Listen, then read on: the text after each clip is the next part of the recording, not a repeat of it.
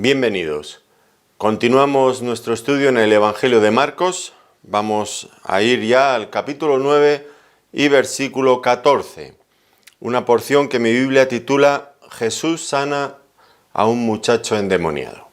Aquí tenemos muchas cosas que aprender, sin duda, pero vamos a comenzar como hacemos siempre leyendo el texto en la palabra de Dios. Por lo tanto, Marcos capítulo 9, versículo 14, que dice así: Cuando llegó a donde estaban los discípulos, vio una gran multitud alrededor de ellos, y escribas que disputaban con ellos. Y enseguida toda la gente, viéndole, se asombró y corrió a él, y corriendo a él le saludaron. Él les preguntó: ¿Qué disputáis con ellos? Y respondiendo uno de la multitud, dijo: Maestro, traje a ti mi hijo, que tiene un espíritu mudo, el cual donde quiera que le toma, le sacude y echa espumarajos y cruje los dientes y se va secando. Y dije a tus discípulos que lo echasen fuera, y no pudieron. Y respondiendo él les dijo: Oh generación incrédula, ¿hasta cuándo he de estar con vosotros? ¿Hasta cuándo os he de soportar? Traédmelo. Y se lo trajeron. Y cuando el espíritu vio a Jesús, sacudió con violencia al muchacho, quien cayendo en tierra se revolcaba echando espumarajos. Jesús preguntó al padre: ¿Cuánto tiempo hace que le sucede esto? Y él dijo: Desde niño, y muchas veces le echa en el fuego y en el agua para matarle. Pero si puedes hacer algo, ten misericordia de nosotros y ayúdanos. Jesús le dijo: Si puedes creer, al que cree todo le es posible. E inmediatamente el padre del muchacho clamó y dijo: Creo, ayuda mi incredulidad. Y cuando Jesús vio que la multitud se agolpaba, reprendió al espíritu inmundo diciéndole: Espíritu mudo y sordo, yo te mando, sal de él y no entres más en él. Entonces el espíritu, clamando y sacudiéndole con violencia, salió, y él quedó como muerto, de modo que muchos decían: Está muerto. Pero Jesús, tomándole de la mano, le enderezó y se levantó. Cuando él entró en casa, sus discípulos le preguntaron aparte: ¿Por qué nosotros no pudimos echarle fuera? Y les dijo: Este género con nada puede salir, sino con oración y ayuno. Bueno, esta es nuestra porción, como ven, muy interesante. Creo que hay aquí cosas importantes en las que debemos de reflexionar bien. Ahora, en principio, vemos que el Señor desciende del monte al valle.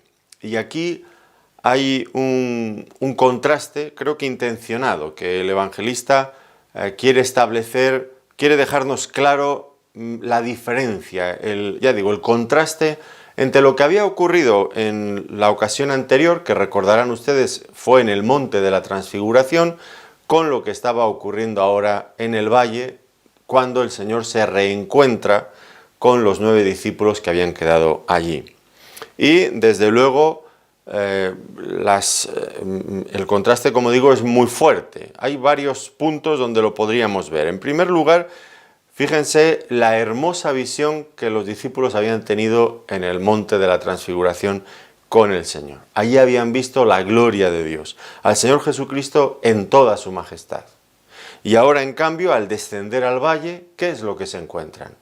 Pues nuevamente la obra de Satanás en este mundo. Y aquí algo patético, algo terrible. Un muchacho, un jovencito, poseído por el mismo Satanás. Por otro lado, en el monte habían estado no solo en la compañía del Señor, sino también, recuerdan ustedes, aquellos 2 personajes del Antiguo Testamento, Moisés y Elías. Toda conversación con ellos tendría que ser extraordinaria, hombres de experiencia y además ya glorificados. Bueno, ¿cuántas cosas no podrían hablar con ellos? Pero ahora descienden al valle, ¿y con quién se encuentran? Bueno, allí están los escribas, siempre al acecho, mirando a ver cualquier debilidad, cualquier fallo en los discípulos, y por supuesto allí en esta ocasión lo habían encontrado dónde hincar el diente, porque no habían podido los discípulos solucionar el problema que este padre angustiado les había llevado. Por otro lado, pasamos del esplendor y de la belleza de la transfiguración a estas escenas de dolor, de debilidad, de miseria que nos encontramos aquí en el valle. Cuando escuchamos describir al Padre la situación en la que estaba su hijo desde bien pequeñito, cómo ese espíritu malvado le echaba en el agua, en el fuego, con la finalidad de matarle. Bueno, qué contraste, ¿no? La belleza de la transfiguración con un mundo que clama, que gime en lo más profundo. Por otro lado, del gozo y de la sensación de triunfo que tenían aquellos tres que habían acompañado al Señor en el monte de la transfiguración, ahora nos encontramos con los 9 restantes. Y ellos están avergonzados en una situación de un fracaso bochornoso. No habían podido. ¿Qué estaba pasando? Si nunca les había ocurrido algo así en las veces que el Señor los había mandado solos a echar fuera demonios, a predicar. ¿Qué les había pasado? Este fracaso, ¿no? Es decir, hay este contraste, ya digo, tan marcado, tan fuerte. Y nosotros también, que estábamos disfrutando, ¿no es cierto?, la sesión pasada, cuando pudimos adentrarnos un poco en esta escena, cuando el Señor estaba con los discípulos en el monte de la transfiguración, y nos hacíamos ya una idea de lo que va a ser, empezábamos a hacernos una idea de lo que va a ser el cielo y estar con el Señor. Ahora tenemos que descender a la dura realidad de la vida, que es esta que encontramos aquí en el valle. Miseria, dolor, fracaso, tantas y tantas cosas negativas. Esta es la verdad. ¿Cómo se sentirían los discípulos? Bueno, los podemos entender un poco, aunque solamente un poquito. Ellos, la impresión tuvo que ser muchísimo más fuerte que la que nosotros podamos tener. ¿Qué sería la impresión de descender del monte de la transfiguración a ese valle penoso, triste? Bueno, en cualquier caso, el cambio, el contraste era pequeño si lo comparamos con lo que el Señor Jesucristo tuvo que sentir cuando Él descendió, no del monte de la transfiguración, sino cuando Él descendió de la gloria en el cielo, en ese lugar donde había estado siempre con el Padre, en el seno del Padre durante toda la eternidad, con aquella gloria que tuve antes de que el mundo fuese, dice Juan, el evangelista Juan, recogiendo las palabras del Señor. ¿Qué sería venir de la gloria donde todo es perfecto, donde todo es excelso, sublime, venir a este mundo lleno de pecado, donde las trágicas consecuencias del pecado se perciben, se hacen notar con crudeza por todos los lugares, por cada rincón de este mundo? ¿Qué sería? ¿Qué sería? Ese descenso, como dice el apóstol Pablo cuando escribe a los filipenses, ese pasaje que seguro que ustedes conocen bien.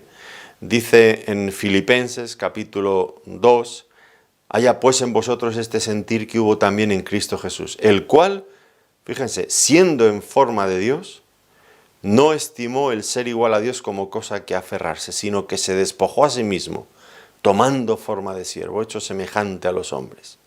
Y estando en la condición de hombre, se humilló a sí mismo, haciéndose obediente hasta la muerte y muerte de cruz. Esto sí que es aquí sí que vemos una distancia enorme, infinita, ya no del monte al valle, sino aquí de la eternidad, de la gloria del trono de Dios en lo más alto de la majestad, en las alturas, a lo más bajo de este mundo. Nos dice que se hizo hombre, pero no solo hombre, sino que se hizo siervo, y en la condición de siervo fue a morir, y no a cualquier muerte, dice aquí, y muerte de cruz expresa. Así que el choque tuvo que ser increíble, imposible de imaginar para nosotros que somos hombres finitos, mortales. ¿Y por qué había venido el Señor Jesucristo? ¿Por qué había salvado el Señor esa enorme distancia? Ya no me refiero a la del monte al valle, sino del cielo a la tierra. ¿Por qué había venido? Bueno, había venido con el propósito de revelarnos la gloria del Padre. Como diría el evangelista Juan, a Dios nadie le vio jamás. El unigénito Hijo que está en el seno del Padre, Él le ha dado a conocer. No había otra forma de conocer a Dios realmente si no era de ese modo, viniendo en persona a manifestarnos la gloria del Padre. Dios se hizo hombre con esa finalidad. cuando hablando con los discípulos en el capítulo 14 del Evangelio de Juan, el versículo 9, les dice: el que me ha visto a mí, ha visto al Padre. El Señor Jesucristo vino con esta finalidad: manifestarnos la gloria de Dios. La gloria de Dios que consiste en todos los atributos, todo lo que Dios es, el carácter de Dios.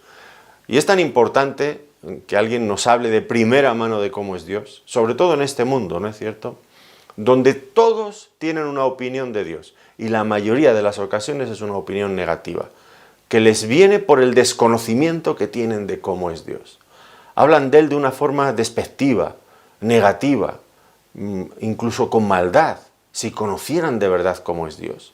¿Y cómo le podíamos conocer? Bueno, la gente tenía muchas ideas preconcebidas, pero cuando vino Cristo y Él nos habló de cómo es Dios, ya no cabe en esas otras opciones. Él nos ha manifestado como nadie cómo es Dios, la gloria de Dios. Sin embargo, hay que reconocer que el hecho de que el Señor nos mostrara la gloria de Dios, esto no nos ayudaba en nada, en cierto sentido al menos. Déjenme que me explique. Como hombres pecadores, que necesitamos urgentemente ser justificados, ser salvados, ser limpiados de nuestra maldad, pues conocer la gloria de Dios no nos salva, no nos ayuda en ninguna medida a salvarnos. Todo lo contrario, nos demuestra cuán lejos estamos del ideal divino, de lo que Dios esperaría de nosotros, de su santidad, de su justicia.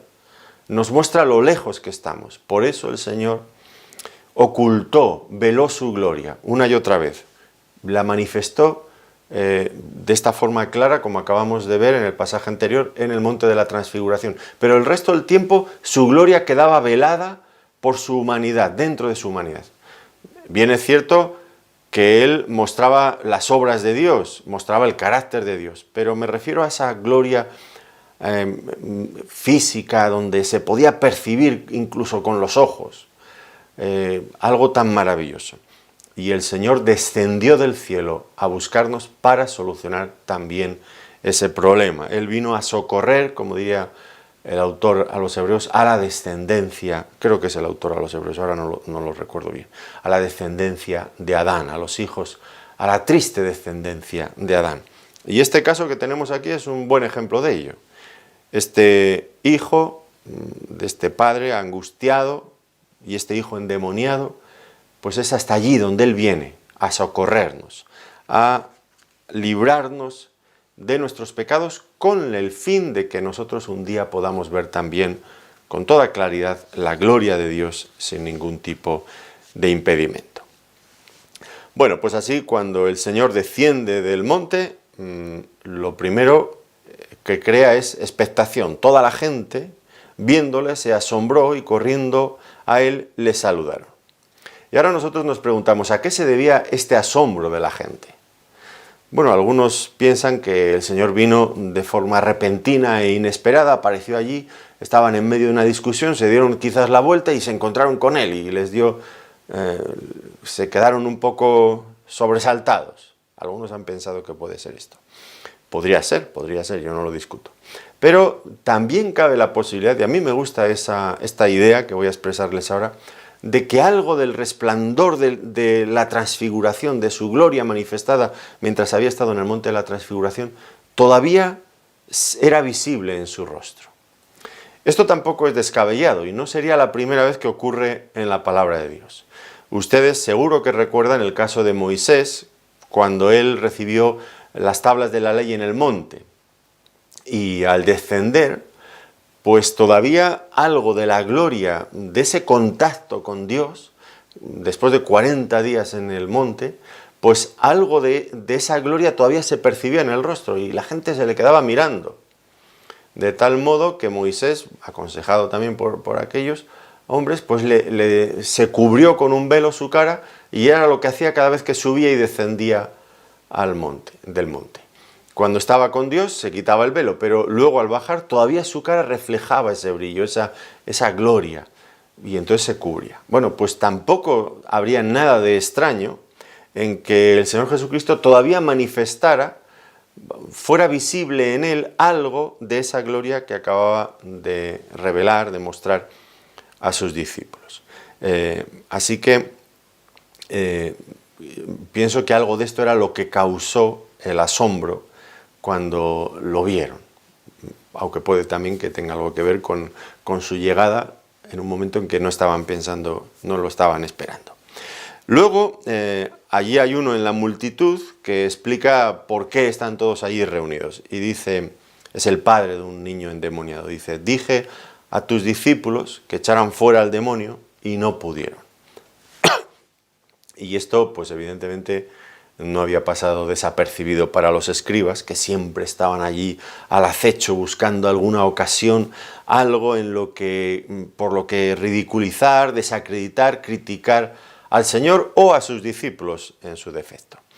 Y en esta ocasión lo habían encontrado, porque pues este padre había llevado a su hijo endemoniado a los discípulos, bueno, había ido buscando a Jesús, pero no lo había encontrado, se lo había entregado, se lo había llevado finalmente a los discípulos y ellos no habían podido sanarle. Y aquí los escribas, ya digo, siempre estaban atentos, observando cada movimiento, cada paso, y se habían dado cuenta de que los discípulos habían fracasado. Había un punto de debilidad en estos hombres, y esto era una ocasión que ellos no iban a desaprovechar para ridiculizarlos. Y usted entiende bien esto, también como yo, porque como creyentes sabemos que el mundo está a nuestro alrededor y está buscando siempre a ver en qué fallamos.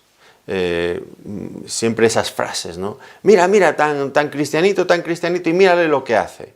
Y ahora dice no sé qué, o ha hecho o lo bien, no sé. Bueno, pues siempre están intentando buscar nuestros fallos. Y lo triste es que como hombres somos todavía pecadores y no es tan difícil encontrar fallos en nosotros, aunque es verdad que los buscan con ahínco, con lupa casi a veces, ¿no? Y siempre con ese deseo de criticar.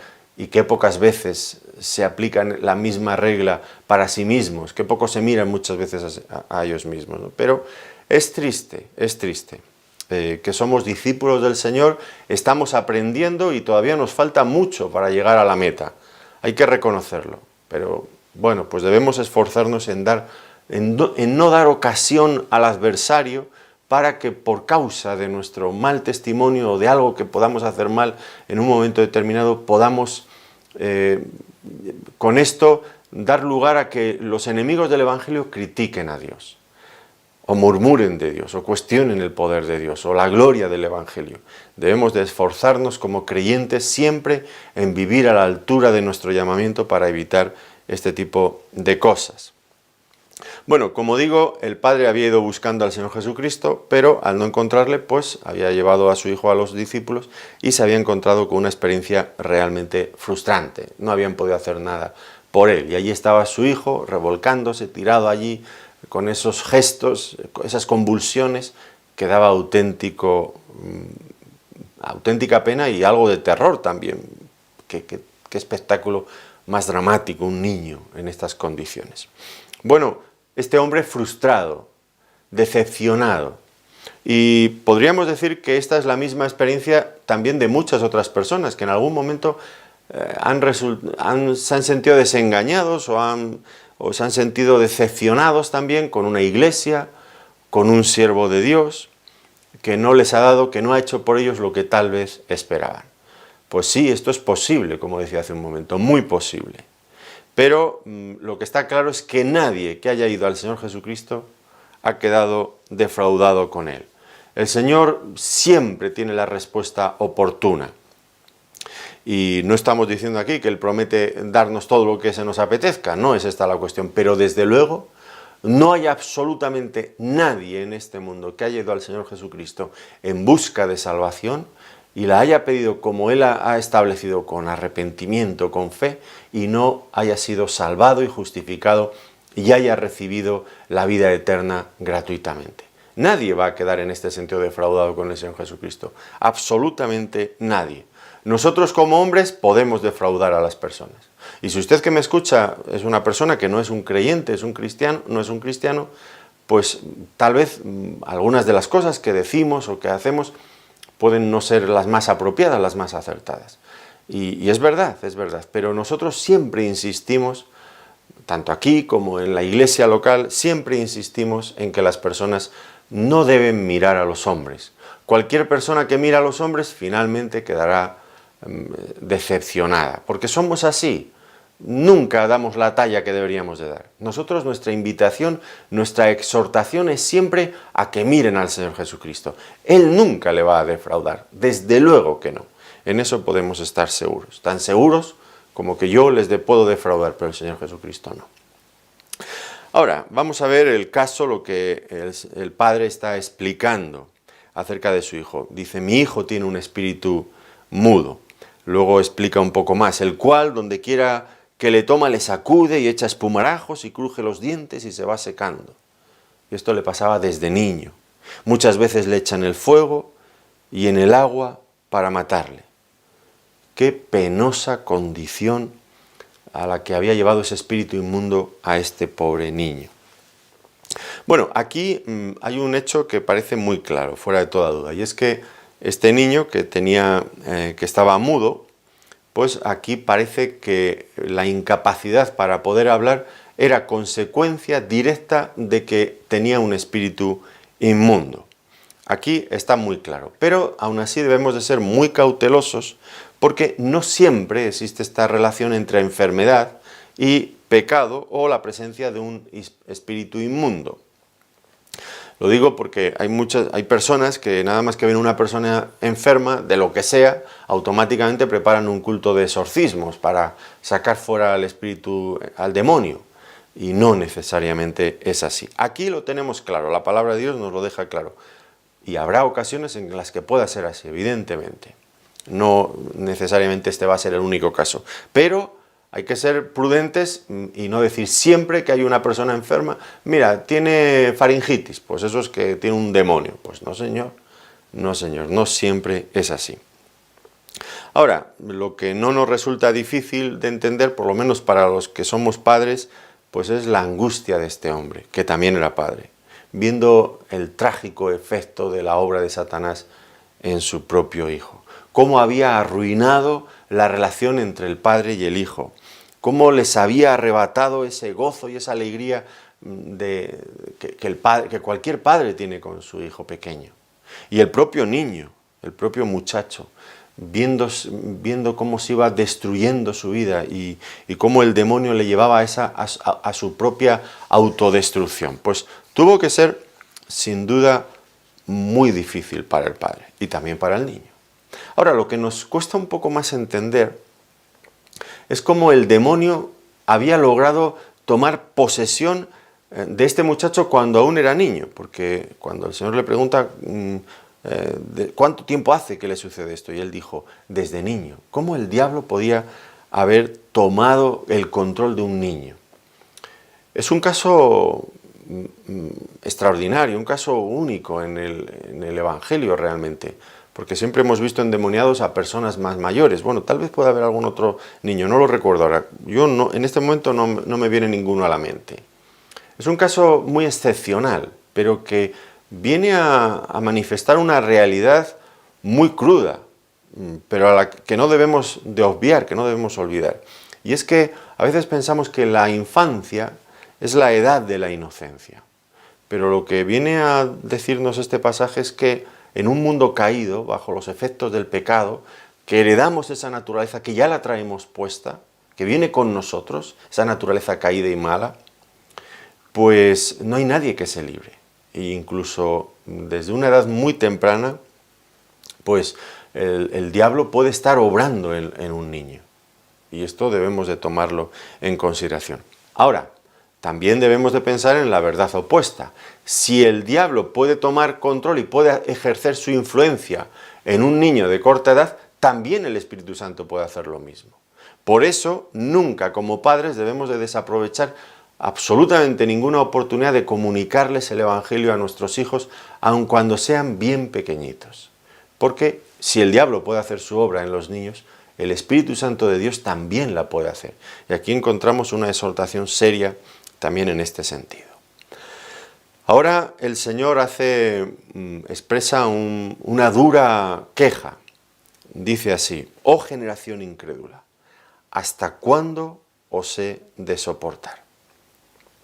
Nos sorprende un poco el el orden en el que van ocurriendo los acontecimientos. El Padre ha explicado al Señor Jesucristo, ahora que ya está allí, todos los problemas que tenía su Hijo y lo que Él estaba sufriendo. Y sin embargo, el Señor Jesucristo no hace nada todavía por el niño. Obsérvenlo bien, no hace nada todavía por el niño. ¿Por qué razón? Porque en realidad podemos entender la angustia del padre, la angustia del niño, pero había algo que aún era una angustia que aún era mucho mayor. ¿Cuál? Pues no era ni la del padre ni la del niño, era la angustia del mismo Dios, que estaba viendo cómo su pueblo permanecía en incredulidad. Habían abandonado a Dios, habían roto esa relación con Dios. Y el Señor, por lo tanto, antes de entrar a solucionar el problema del Padre y del Hijo, va a expresar un duro toque de atención contra los que estaban allí presentes. Oh generación incrédula, ¿hasta cuándo he de estar con vosotros? ¿Hasta cuándo os he de soportar? Son palabras realmente muy duras de nuestro Señor Jesucristo, muy duras. Oh generación incrédula, ¿hasta cuándo he de estar con vosotros? ¿Hasta cuándo os he de soportar? Duro, duro. Ahora, ¿a quién estaba dirigiendo esta amonestación tan seria? Pues, en principio era una amonestación contra la incredulidad. La incredulidad que se había extendido por toda aquella generación. Y aquí estaban todos incluidos. Podríamos pensar en los escribas, que como he dicho siempre estaban buscando oportunidades para altercar con Jesús, con los discípulos, para desprestigiarles. ¿Podría referirse a ellos? Pues claro que podría referirse a ellos, y seguro que se refería a ellos. Pero también a las multitudes que habían visto tantos milagros del Señor Jesucristo y que lo único por lo que muchas veces le seguían era por curiosear. Estaban siempre allí, atentos, viéndolo todo, dispuestos a vitorear cuando hubiera un éxito o de silbar si había un fracaso, como en esta ocasión. Pues la multitud, que no tomaban una decisión consciente, comprometida con el Señor. La mayoría de ellos estaban yendo y viniendo, pero solamente fijándose en lo espectacular de los milagros, en que a veces recibían beneficios del Señor, pero no confiaban ni ponían su fe en el Señor Jesucristo.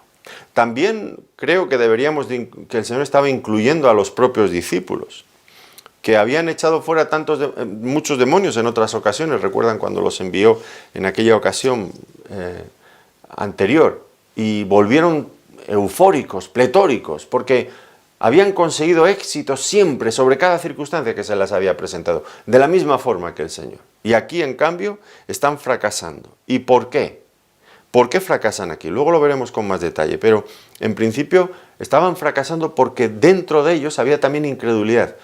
Sí, habían reconocido quién era el Señor Jesucristo, pero estaban negándose a aceptar los planes de Dios, que incluían necesariamente la cruz. Y entonces su poca fe no estaba dando frutos, estaba obstaculizando que el poder de Dios fluyera a través de ellos. Y por último también sería una amonestación al propio Padre, que fluctuaba entre la fe y la incredulidad, como vamos a ver en un momento. Así que el Señor hace una amonestación seria a toda aquella generación. Qué triste, qué triste. Oh generación incrédula. Toda una generación, un grupo de personas enormes. Y digo que el Padre también lleva algo de amonestación. Bueno, todos están llevando, por su falta de fe. Y el lenguaje empleado por el Señor Jesucristo creo que ha sido cuidadosamente escogido.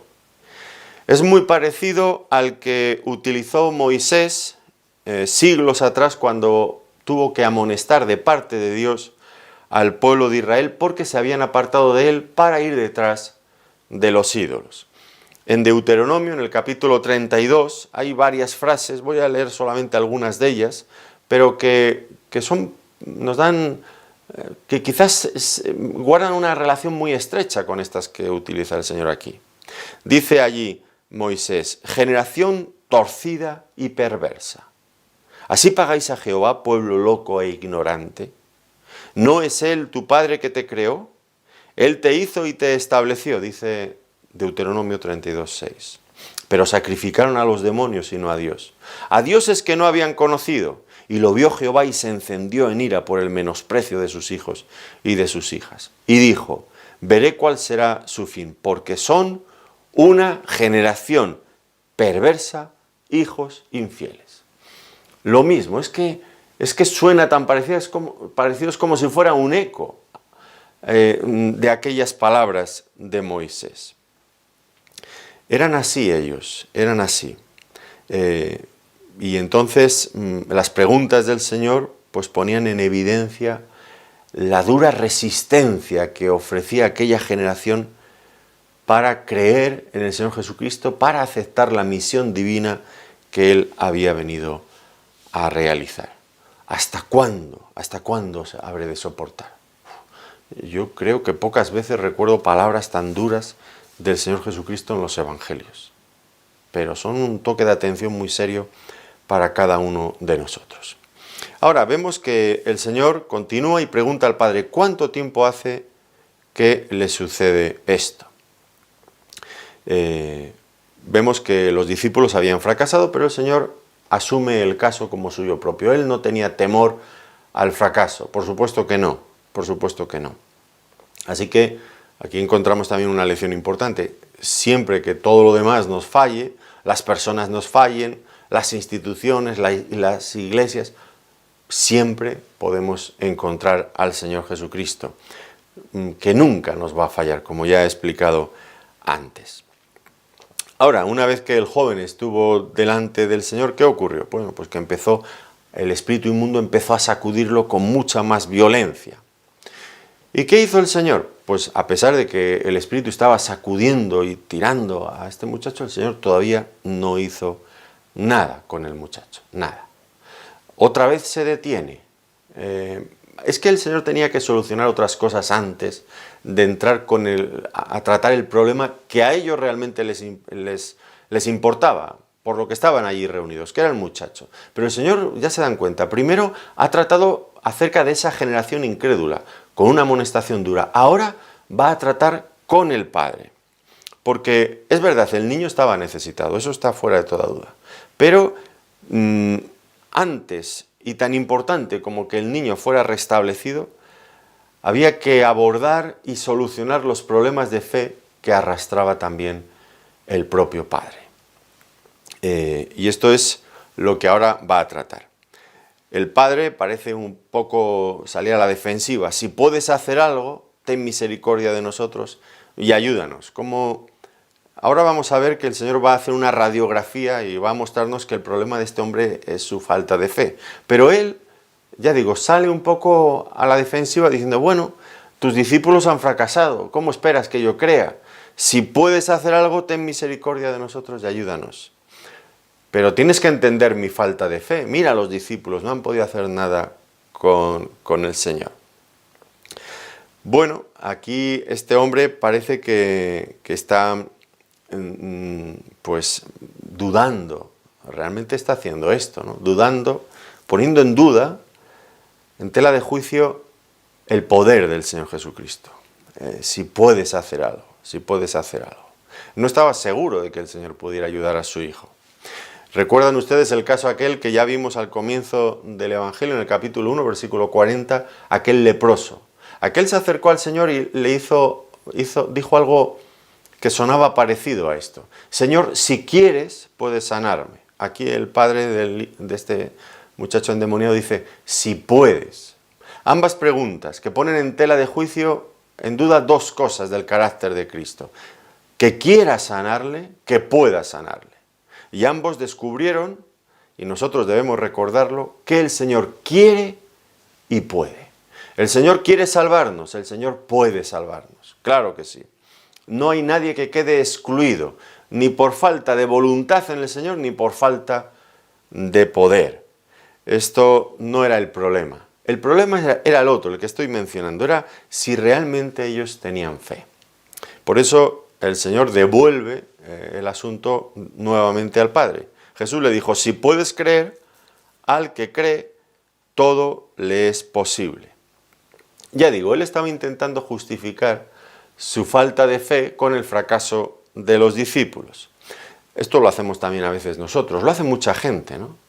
El fracaso, los fracasos de los demás, pues nos parece que nos justifican a nosotros de no creer, de no seguir al Señor Jesucristo. Mira lo que hizo fulano, yo voy a seguir. Mira lo que ha hecho. Bueno, a veces pasan cosas en las iglesias, cosas que no son buenas, que el Señor no las aprueba, evidentemente. Y parece que esto ya justifica, les da la razón a aquellos que se niegan a creer y a obedecer al Señor. Voy a creer yo, sí, mira lo que ha pasado. No, pero es que eso no cambia las cosas. La cuestión no es, nadie nos pide que tengamos fe en la iglesia, en el pastor. Lo que se nos pide es que tengamos fe en el Señor. Y como he dicho ya varias veces en esta sesión, y quiero enfatizarlo con fuerza, el Señor no defrauda a nadie. Las personas sí, pero el Señor nunca, a nadie, absolutamente, a nadie. Así que el Señor, que no ve en esto una justificación, a Él no se lo parece, puede que nosotros intentemos hacerlo, pero el Señor devuelve el asunto y le dice, al que cree, todo le es posible. Si no avanzamos más en la vida cristiana, ¿por qué es? ¿Por culpa de otros? No, por culpa de que no creemos. Porque al que cree, todo le es posible. Nuestra falta de avance, las personas que no se convierten, no echen la culpa a otros. Es porque ellos se niegan a depositar su fe en el Señor. No hay otro asunto de por medio. Y no debemos de culpar a otros porque nos engañamos a nosotros mismos. Ahora, el Señor dijo, al que cree todo le es posible. Y esto probablemente no se refiere tanto a lo que podemos hacer mediante la fe, sino a lo que Dios nos va a dar en respuesta a nuestra fe. Son dos cosas diferentes. No lo que vamos a poder hacer mediante la fe, sino lo que vamos a poder recibir de parte de Dios por medio de la fe. Por supuesto, no quiere decir cualquier cosa que nosotros queramos. Al que cree todo le es posible. Cualquier cosa. No dice esto. Porque la voluntad, la verdadera fe se somete siempre a la voluntad de Dios y confía en Él. No es un cheque en blanco para que yo pueda pedirle a Dios lo que quiera. Ya lo dijo Santiago, dice, pedís y no recibís. Porque pedís mal, porque pedís para gastar en vuestros deleites, en vuestros caprichos. Y Dios nos da lo que vosotros pedís. El Señor Jesucristo dijo en Juan, el capítulo 14, versículo 13, cualquier cosa que pidierais al Padre en mi nombre, yo os la daré. Y aquí hay unas pocas palabras que determinan toda la frase, pero no siempre la vemos. Cualquier cosa que pidierais al Padre en mi nombre, yo os la daré, en mi nombre. ¿Y qué significa el nombre? Muchas veces ya lo hemos explicado, ¿verdad? El nombre, dentro de la cultura hebrea, en la que se desarrolla la revelación bíblica, pues el nombre no es simplemente las letras, la palabra con la que llamamos a una persona. El nombre, y sobre todo tratándose de Dios, encierra toda su personalidad, su voluntad, su carácter, sus deseos, todo lo que Él es, la esencia de su ser. Algo parecido nos pasa a nosotros. Cuando alguien pronuncia un nombre, usted puede pronunciar el nombre de alguna persona que usted conozca. María, Andrea, Pepe. Bueno, pues automáticamente cada vez que usted menciona un nombre, si conoce a una persona que tenga ese nombre, ya le viene a la mente una serie de características de esa persona. Pues con Dios ocurre lo mismo. El nombre de Dios es el conjunto de todo lo que Él es. Por lo tanto, pedir en su nombre implica necesariamente pedir de acuerdo al carácter de Dios, a la voluntad de Dios, a lo que Dios es, a lo que Dios desea, que es muy diferente en la mayoría de los casos de lo que nosotros somos, de lo que nosotros queremos y de aquellas cosas a las que aspiramos. Por eso, como he dicho, decía Santiago, pedís y no recibís porque pedís mal para gastar en vuestros deleites. Para gastar en vuestros deleites, en lo que nosotros queremos, no en lo que Dios quiere.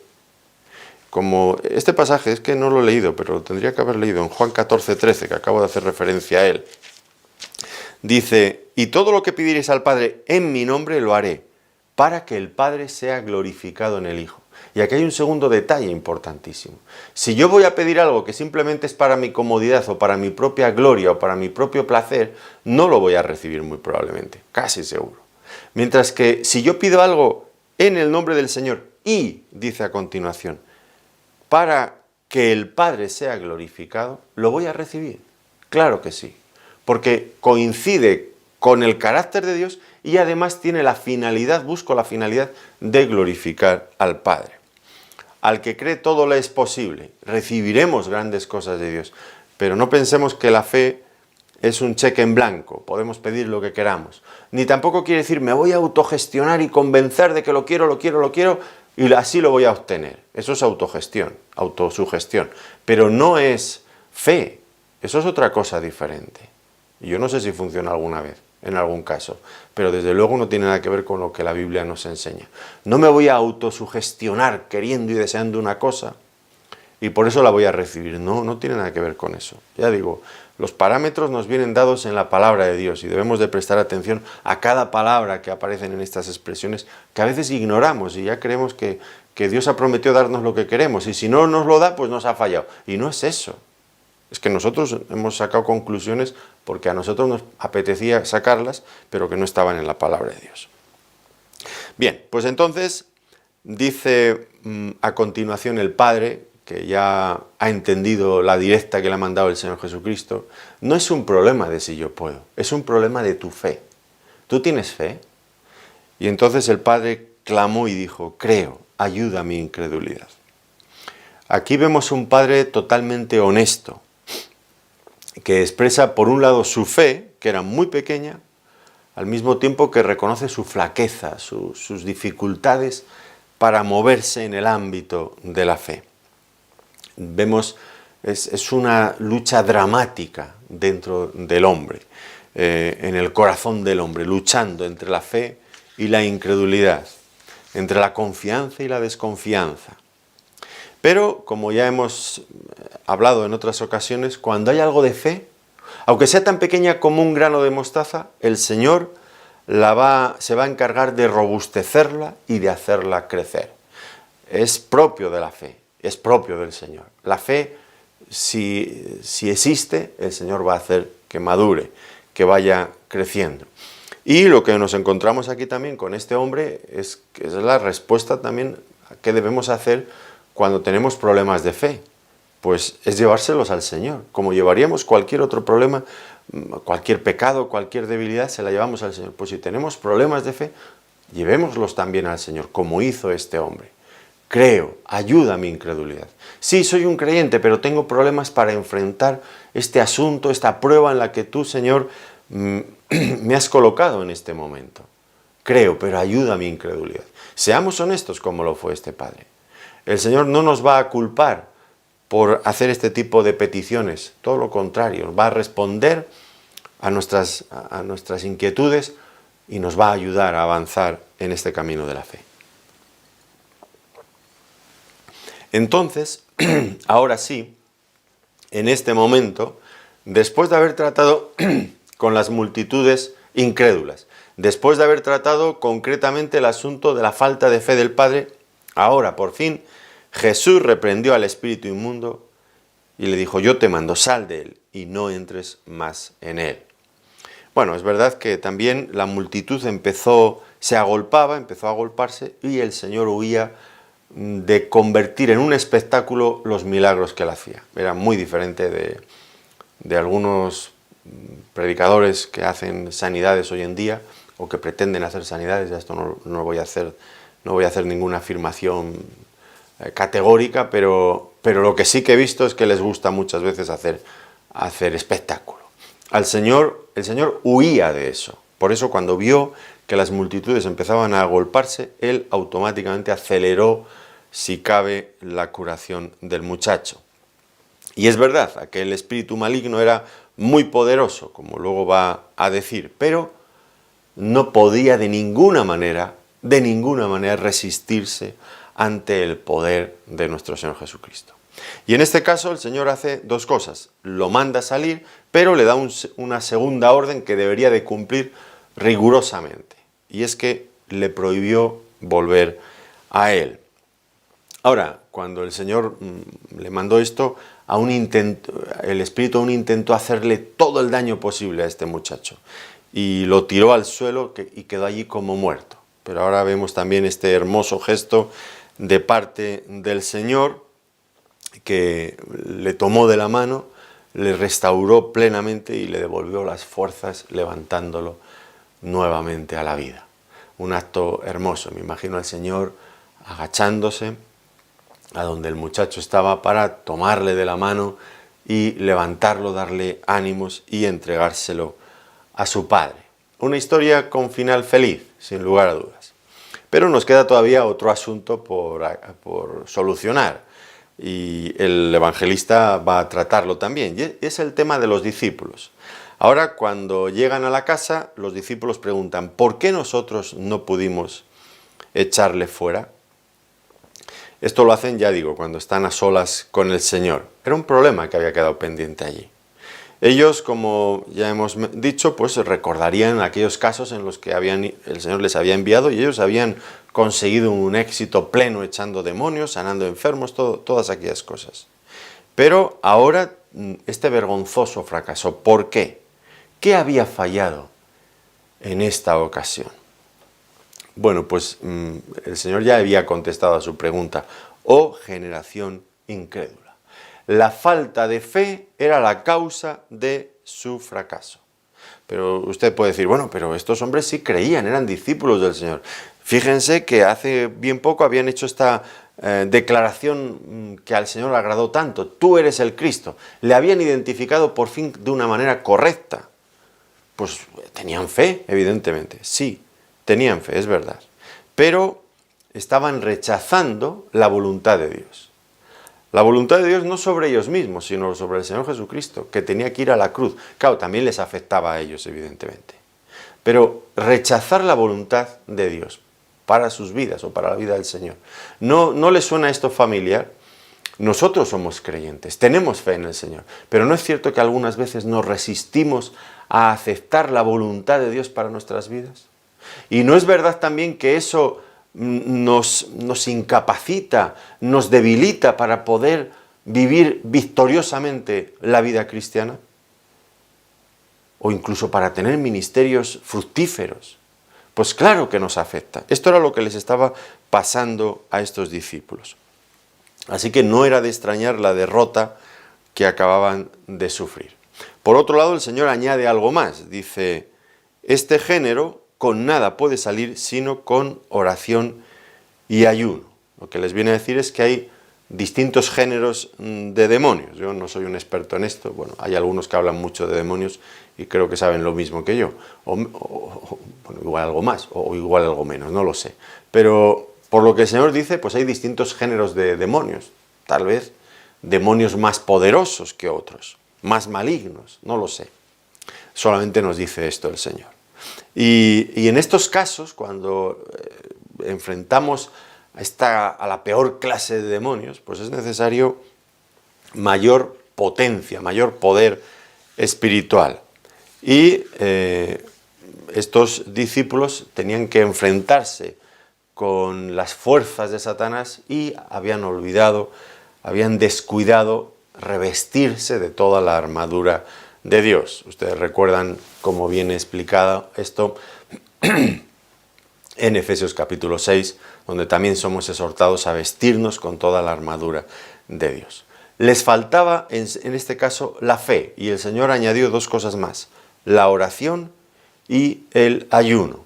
Por medio de estas cosas, de la oración y del ayuno, entramos en comunión con Dios. Llegamos a manifestar la dependencia que tenemos de Él para todo lo que somos, para todo lo que queremos hacer. Dependemos de Él. Y eso lo demostramos por medio de la fe, de la fe que se expresa también en oración, en ayuno. Y cuando cumplimos estas condiciones, estos requisitos, eso finalmente se traduce en poder para el servicio, para aquellas cosas a las que somos llamados por el Señor. Pero ellos habían descuidado todo esto, habían descuidado, he dicho, la fe, pero también estas cuestiones prácticas, oración y ayuno. Tal vez los discípulos les pasaba como a nosotros, que confiaban en los éxitos del pasado, pero ya saben ustedes que los creyentes no podemos vivir de las rentas, de glorias pasadas, no podemos. El tener éxito, el tener poder en la vida espiritual no es algo que surge automáticamente. Y no es como ya he conseguido éxitos en el pasado, ya todo va a rodar solo, ni muchísimo menos. Cada día, cada instante necesitamos estar en contacto permanente con la fuente de todo poder, que es el Señor, en la comunión íntima con Él. Se necesita la oración para mantener este poder. Y ellos tal vez habían empezado a pensar que los éxitos del pasado ya les permitía ser un poquito autosuficientes, no depender tanto del Señor, que ya podrían hacer cosas por ellos mismos. Y el Señor les iba a enseñar lo que les dijo, una expresión tan importante, una frasecita tan corta pero tan significativa. En Juan, en el capítulo 15, versículo 5, el Señor Jesucristo les dijo: sin mí nada podéis hacer. Y ellos estaban intentando actuar sin el Señor, sin obedecer y sin creer, sin aceptar la voluntad de Dios, en el caso de la vida del Señor Jesucristo, y sin esa dependencia en fe y oración con el Señor. Sin mí nada podéis hacer. Ellos creyeron que sí. Y ahora la única forma de enseñarles, que tenía el Señor de enseñarles esta verdad, pues era por medio del fracaso. Les dejó fracasar, para que aprendieran. Y el Señor, cada vez que nosotros nos volvemos orgullosos, que creemos que somos autosuficientes, nos va a llevar al fracaso, para que aprendamos, para humillarnos, para que podamos darnos cuenta de lo débiles que somos, que por nosotros mismos nada podemos hacer. Qué importante es tener en cuenta, en consideración, todas estas cosas. Bueno, pues fue un final feliz en cuanto al niño y el padre, la relación restablecida. Pero todavía nos queda un poco esa cuestión, ¿verdad? El Señor quejándose por la incredulidad. Nosotros también somos creyentes, pero qué lucha a veces tenemos como este padre. Nos sentimos fácilmente identificados con él, luchando entre la fe y la incredulidad, luchando por aceptar la voluntad de Dios en nuestra vida, para aceptar sus propósitos para nosotros, en la obra del Señor, tantas y tantas cosas. Pues que el Señor nos ayude a continuar adelante, no confiando en nosotros mismos, sino que estos pasajes nos ayuden a afianzar los lazos de comunión con el Señor y a afianzar la comunión con Él en todos los sentidos posibles, para que lo que podamos hacer para el Señor ya no sea en nuestras fuerzas, porque eso está condenado al fracaso, sino en su poder y en su sabiduría. Pues que el Señor nos ayude y nos bendiga en este caminar juntos hacia la gloria celestial. Una vez más, muchísimas gracias por su atención. Que Dios les bendiga.